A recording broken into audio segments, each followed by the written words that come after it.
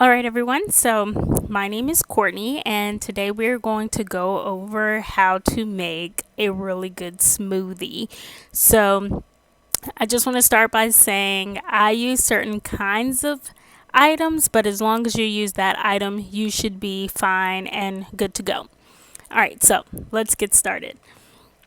So, the very first ingredient that I find to be your most important ingredient is the fruit, and I only use fresh fruit. So, when I use the fruit, I use 1 cup of fruit. And it's something that I do at the beginning of the week because it can be extremely time consuming. So I'll chop it all up and bag it at the beginning of the week. And I try to do one a day. So I'll have 7 bags of 1 cup of fruit. And so, again, fresh fruit, extremely important, and I freeze it.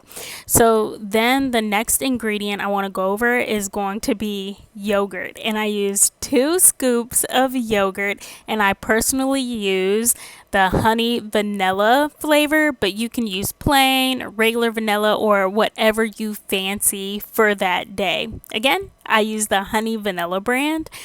And then I use 1 cup of whole milk.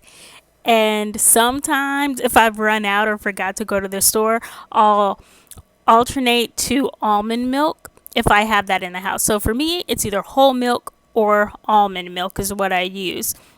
But again, you can choose the milk of your choice.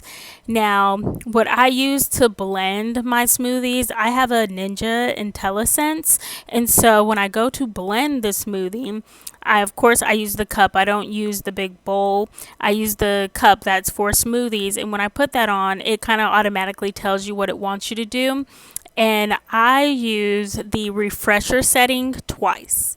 So I let it go through that refresher cycle twice, and then I use the smoothie setting once. And now, what this does for me is it allows all of the chunks from the ice as well as from the smoothie. Do we go over ice? You need a cup of ice too. Don't forget your ice. I use a cup of ice. So it makes sure that there are no lumps or chunks in my smoothie. Everything's just nice and fine. So you know how sometimes your blueberries or your raspberries, it'll be kind of gritty or kind of grainy.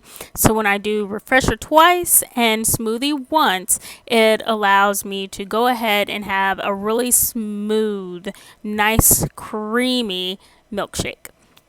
All right, and so if you have any questions, please ask. But until then, I hope you enjoy your smoothies for the rest of the week.